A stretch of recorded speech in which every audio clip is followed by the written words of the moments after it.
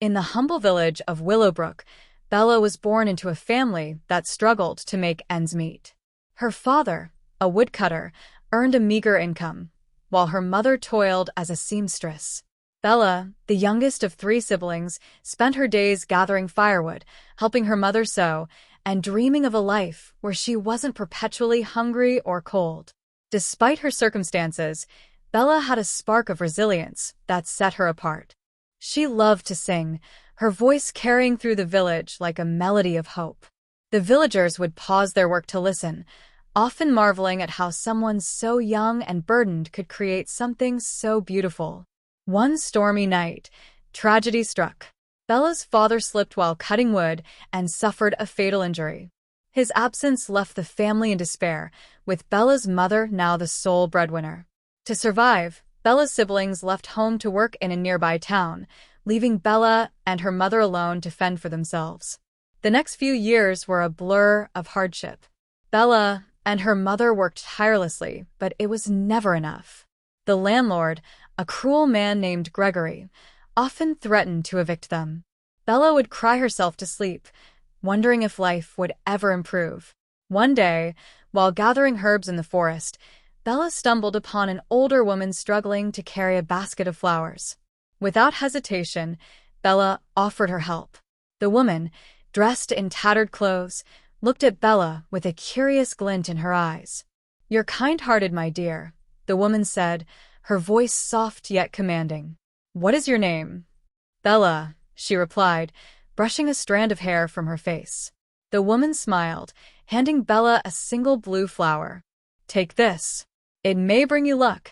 Bella accepted it graciously, not knowing that this moment would change her life forever. That evening, as Bella placed the flower in a vase, a knock echoed through their small cottage. A man dressed in royal attire stood at the door, holding a scroll. "Isabella of Willowbrook," he asked formally. Bella, startled, nodded. "You are hereby summoned to the royal palace by decree of His Majesty, King Edmond," the man announced. Before Bella or her mother could respond, the messenger handed them a pouch of gold coins. "This is to ensure your journey is comfortable," he added before leaving. When Bella arrived at the palace, she was led to the grand throne room. King Edmond, a kind but weary man, stood before her. Beside him was the older woman Bella had helped in the forest, now dressed in elegant robes. "Bella," the king began, his voice filled with emotion, "you are my daughter." The room fell silent as Bella stared at him, confused and disbelieving. The older woman, now revealed as Queen Eleanor, explained, "Years ago, during a time of political unrest, we were forced to hide our newborn daughter.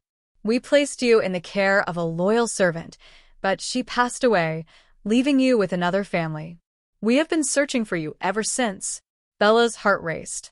The story seemed unreal, yet something deep inside her resonated with their words. Bella's life changed overnight.